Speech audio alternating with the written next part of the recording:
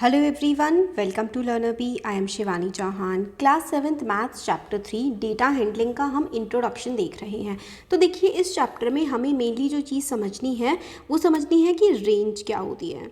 फिर रेंज के बाद हम मीन, मीडियन और मोड, ये चार चीज़ें इस चैप्टर में हम लोग देखेंगे.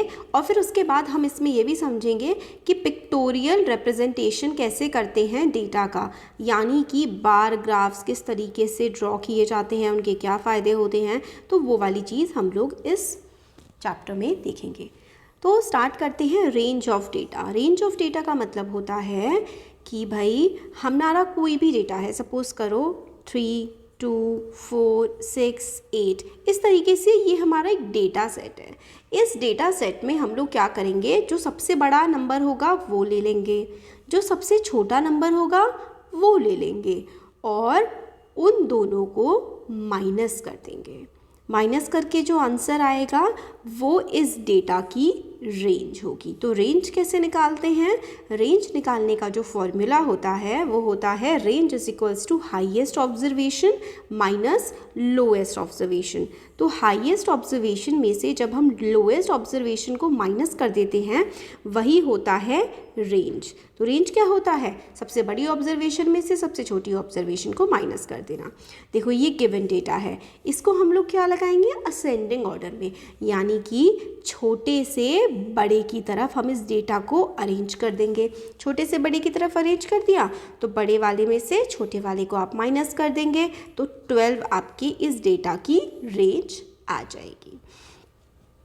ये हो गया. तो हाउ टू फाइंड रेंज हम लोगों ने देख लिया है. ये और भी एग्जांपल्स हैं और हाँ, इसका पीडीएफ आपको हमारे टेलीग्राम ग्रुप पर मिल जाएगा, जिसका लिंक आप लोगों को मिलेगा डिस्क्रिप्शन बॉक्स में. और वीडियो पसंद आएगी तो लाइक, शेयर एंड सब्सक्राइब. तो हम क्या करते हैं, कोई भी डेटा हमें गिवन होता है उसको सबसे पहले हम लोग लोएस्ट टू ग्रेटेस्ट, यानी कि असेंडिंग ऑर्डर. असेंडिंग ऑर्डर होता है सबसे छोटे से स्टार्ट करके बड़े की तरफ लेते हुए जाने का जो प्रोसेस होता है वो होता है किसी भी डेटा को असेंडिंग ऑर्डर में लगाने का. अब देखो ये वाला इसमें सबसे ज़्यादा छोटा है और ये बड़ा है, इन दोनों को माइनस कर देंगे तो हमारे पास रेंज आ जाएगी. इसकी रेंज 9 है. तो रेंज हम लोगों ने पढ़ लिया 3-4 एग्जाम्पल्स के थ्रू. तो रेंज के कई सारे एग्जाम्पल्स यहाँ पर गिवन है. अब पिक्टोरियल रिप्रेजेंटेशन ऑफ डेटा का मतलब होता है डेटा को पिक्चर की फॉर्म में या फिर देखो बार ग्राफ और डबल बार ग्राफ, इन दो फॉर्म में हम लोग बनाना सीखेंगे. तो कुछ एग्जाम्पल हैं.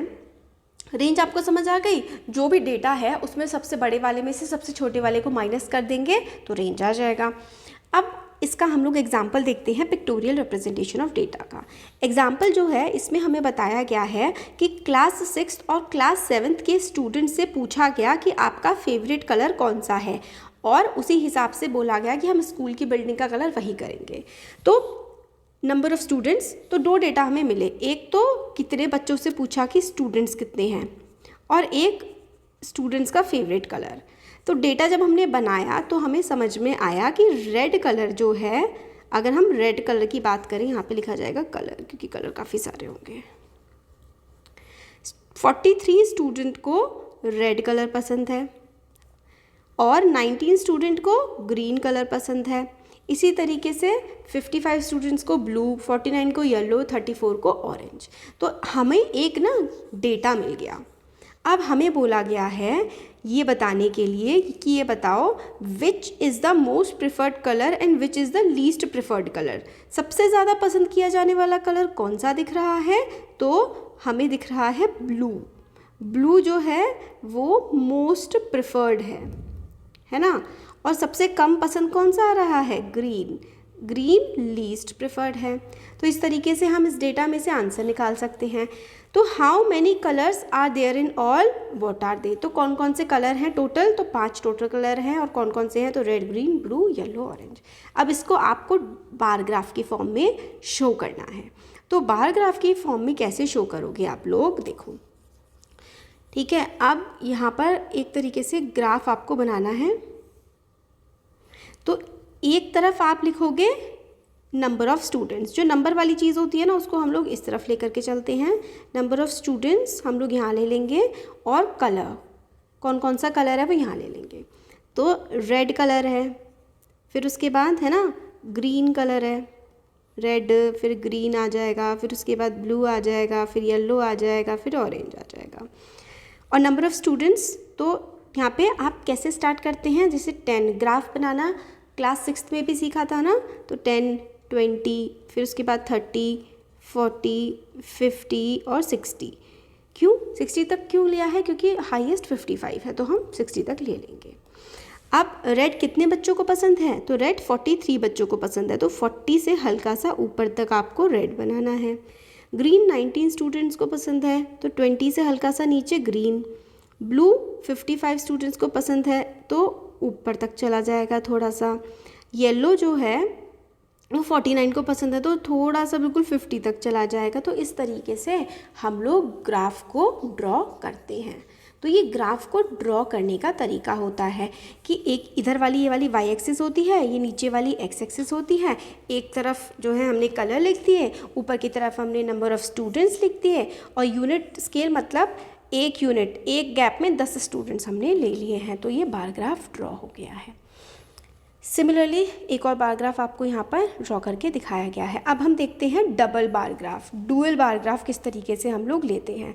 तो इसमें हमें बोला गया है कि मैथ्स टीचर ना एक एक्सपेरिमेंट या एक टेक्निक उसने अपनी नई पढ़ाने की करी। मतलब क्वार्टरली एग्ज़ाम जो होते हैं, एक जो 3 महीने बाद एग्ज़ाम होते हैं जो कि आपके जुलाई वगैरह में होते हैं, उसमें वो अलग तरीके से पढ़ाती थी, तो बच्चों के इतने नंबर आए। फिर उसने अपनी टेक्निक चेंज करी नेक्स्ट 3 महीनों के लिए, तो हाफ ईयरली में जब बच्चों के नंबर इतने आए, तो अब टीचर को ये डिसाइड करना है कि क्या उसकी टेक्निक जो उसने चेंज करी है उसको उससे कोई फ़ायदा हुआ है या फिर नहीं हुआ है। तो ये वाला जो डेटा है हम बार ग्राफ में प्लॉट करेंगे। अब क्योंकि देखो यहाँ पे 1, 2, 3 चीज़ें बन रही हैं ना, तो स्टूडेंट्स के जो नाम हैं, नाम वाली चीज़ जनरली ना हम लोग नाम वाली हो गई या कलर का नाम हो गया, या फिर जिसमें नंबर नहीं होता, बिना नंबर वाली चीज़ हम लोग एक्स एक्सिस पे लेते हैं, और हम नंबर वाली चीज़ ना वाई एक्सिस पे लेते हैं। ये चीज़ आप लोगों को याद कर लो। तो देखो, तो यहाँ पे हम लोगों ने बच्चे के मार्क्स लिख दिए और यहाँ पे बच्चे का नाम लिख दिया। तो स्टूडेंट के नाम इधर आ जाएंगे। तो नाम कितना, आशीष। आशीष के क्वार्टरली में तो हम मार्क्स लिख लेंगे। कहाँ से मार्क्स स्टार्ट हैं, अच्छा 9 से स्टार्ट है, तो 5, 10, 15, 20, 25, हाईएस्ट 21 है, ठीक है 25 तक बना लेते हैं। तो ये इधर वाले मार्क्स हैं। अब आशीष के क्वार्टरली में कितने नंबर आए हैं, 10, ठीक है, और उसके हाफ ईयरली में आए हैं 15, तो आशीष के इतने। तो अब हम क्या करते हैं कि हम ना हाफ ईयरली को इस तरीके से रिप्रेजेंट कर देते हैं, क्योंकि हमें डिफ्रेंशिएट करना होता है। देखो इन्होंने क्या किया है, कलर चेंज कर दिए हैं। क्वार्टरली के तो इन्होंने कलर करा है ब्लू, और हाफ ईयरली का इन्होंने रेड किया है। बट हमें एग्जाम में कलर अलाउड नहीं होते हैं, तो हम लोग इस तरीके से ऐसे, इसमें हम लोग बिंदा कर देते हैं, या फिर इसको हम खाली भी छोड़ सकते हैं, है ना। एक को हम लोग पूरा का पूरा खाली छोड़ देते हैं, और एक पे हम लोग लाइन्स बना देते हैं। आशीष, इसी तरीके से अरुण, अरुण के क्वार्टरली में आए थे 15, ठीक है, और हाफ ईयरली में उसके आए थे 18। तो इस तरीके से आप कर दो हाफ ईयरली वाले मार्क्स का। ऐसे ही सारे के सारे प्लॉट हो जाएंगे। तो ये होता है डबल बार ग्राफ, जिसमें 2 बार्स हम लोग, इसको ना हम एक्चुअली बार बोलते हैं इंग्लिश में, इसलिए, और क्योंकि ये ग्राफ प्लॉट हो रहा है तो इसलिए इसको हम बोलते हैं बार ग्राफ। ये हो गया, ठीक है। अब आता है मेजर्स ऑफ सेंट्रल टेंडेंसी, यानी कि मीन, मीडियन, मोड। ये क्या होता है, तो ये क्या होता है ये देख लेते हैं। अर्थमेटिक मीन और एवरेज। मीन का ना फॉर्मूला होता है, ये फॉर्मूला बहुत इंपॉर्टेंट है, आप लोगों को याद करना है। Sum of all observations upon number of observations. तो क्या होता है, देखो ये ना ऑब्जर्वेशन होती है, या फिर इसको कहते हैं हम लोग डेटा। ये हमारे पास डेटा है। तो इस डेटा का अगर हमें मीन निकालना है, तो मीन निकालने के लिए क्या करेंगे हम लोग, सबसे पहले सम ऑफ ऑल ऑब्जर्वेशन, यानी कि जितने भी नंबर हैं ना सबको क्या करेंगे, ऐड कर देंगे। 2 + 5 + 2 + 1 + 5 सबको ऐड कर दिया। अब गिनेंगे नंबर कितने हैं, तो 1, 2, 3, 4, 5, टोटल 5 नंबर हैं ये। तो नीचे लिख देंगे नंबर ऑफ़ ऑब्जर्वेशन कितने हैं, इन सबको ऐड करेंगे तो आएगा 15, 15/5 काट देंगे तो आ जाएगा 3, यानी कि इसका मीन क्या हुआ, इसका मीन हुआ 3। तो मीन निकालना sum of all observations upon number of observations, ये आप लोगों को याद रखना है, सम ऑफ ऑल ऑब्जर्वेशंस और नंबर ऑफ ऑब्जर्वेशंस, ठीक है। अब mean is found by evening out the numbers, तो ये सब आप लोग छोड़ दो। अब मोड, तो मीन हम लोगों ने निकाल लिया sum of all observations upon total number of observation, ये होता है मीन। मोड का मतलब क्या होता है?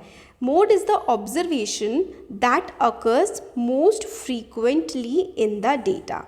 तो मोड क्या होता है? मोड एक ऐसा ऑब्जर्वेशन होता है जो किसी डेटा में सबसे ज़्यादा बार आ रहा होता है, यानी कि कोई नंबर जो बार बार रिपीट हो रहा है, कोई नंबर जो लगातार रिपीट हो रहा है, उसको हम लोग मोड बोलेंगे। अब इसमें देखो कौन सा नंबर बार बार रिपीट हो रहा है। देखो 3 3 3 3 3 बार आ गया, 2 2 बार आया है, 5 भी 2 बार आया है, 4 भी 2 बार आया है ना। तो सबसे ज़्यादा बार कौन सा आया है? सबसे ज़्यादा बार 3 आया है। तो जो नंबर सबसे ज़्यादा बार आएगा, आप याद रखो कि जो नंबर सबसे ज़्यादा बार आएगा उसको हम लोग मोड बोलेंगे। और आपको बेटर, हमें जनरली क्या करना होता है ना, जब भी हम मोड या मीन या मीडियन कुछ भी निकालते हैं, तो जो भी हमारा डेटा सेट होता है ना, उसको हम लोग ना असेंडिंग ऑर्डर में कर लेते हैं, मतलब छोटे से बड़े की तरफ लगा लेते हैं। तो ये जो डेटा था, ये पूरा एक रॉ डेटा था, यानी कि कुछ भी हमें इसमें समझ में नहीं आ रहा था। तो हमने क्या किया, सबसे पहले इसको थोड़ा सा समझने वाली फॉर्म में, यानी कि छोटे से बड़े की फॉर्म में लगा लिया। जब छोटे से बड़े की फॉर्म में लगाया ना, तो तभी हमें समझ में आ गया कि भाई 3 तो 3 टाइम्स आ रहा है, तो यही मोड हो जाएगा। और हाँ, एक डेटा में एक से ज़्यादा मोड हो सकते हैं, यानी कि 3 जैसे 3 बार आया है, ऐसे ही 5 भी अगर 3 बार आ जाता तो इसके 2 मोड हो जाते, एक तो 3 और एक तो 5। तो मतलब सबसे ज़्यादा बार जो नंबर आ रहा है, और कई बार 2 नंबर बराबर बार आ जाते हैं, जैसे कि 2 4 बार आ गया और 5 भी 4 बार अगर आ गया, तो 2 और 5 दोनों के दोनों हमारे मोड हो जाएंगे। मीडियन क्या होता है? जो मिडिल वाला होता है, इसका हमें मीडियन निकालना है। तो मीडियन निकालने के लिए हम लोग सबसे पहले क्या करेंगे, असेंडिंग ऑर्डर में लगा देंगे इस डेटा को। तो इस वाले चैप्टर में आपको डेटास को असेंडिंग डिसेंडिंग ऑर्डर में बहुत ज़्यादा लगाना पड़ेगा। असेंडिंग ऑर्डर में होता है छोटे से बड़ा, तो छोटे से बड़ा जब आपने लगाया, तो जो भी नंबर बीच में आ रहा है, तो देखो ये 25 बीच में आ रहा है, कैसे? अब देखो इस तरफ 3 है और इस तरफ भी 3 है, तो बीचों बीच क्या आ रहा है? 25। तो जो मिडिल मोस्ट ऑब्जर्वेशन होती है, जो ऑब्जर्वेशन जब हमने डेटा को असेंडिंग ऑर्डर में छोटे से बड़े के ऑर्डर में जब लगा दिया, तो उस लगाने के बाद जो ऑब्जर्वेशन बीचों बीच आती है, बीचों बीच जो ऑब्जर्वेशन आती है ना, उसी ऑब्जर्वेशन को हम लोग कहते हैं क्या? मीडियन।